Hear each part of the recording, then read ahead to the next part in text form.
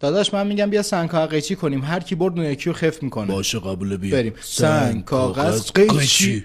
این چیه؟ این انگشته، انگشت همه چی رو میبره. بابا جرزنی نکن دیگه.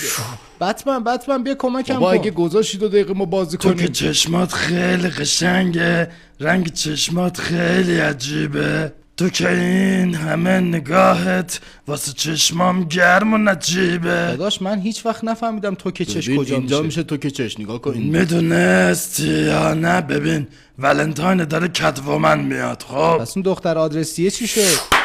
بله ببخش بفهم. چیزی از دختر آدرسیه بگیم پارتون میکنه. سلام. چشای وجه پلنگش، خندگی ماه و قشنگش، وای موهای خورمای رنگش، دلمو برده به جنگش، وای دلمو برده به جنگش، وای کادو ولنتاینو باز کن، آبادی کیراتو نگاه کن، نگو قابل ندونستی. داداش میدونستی تو این آهنگ نمیگه چشای بچه پلنگ وجه پلنگش؟ نه بابا جدی میگی؟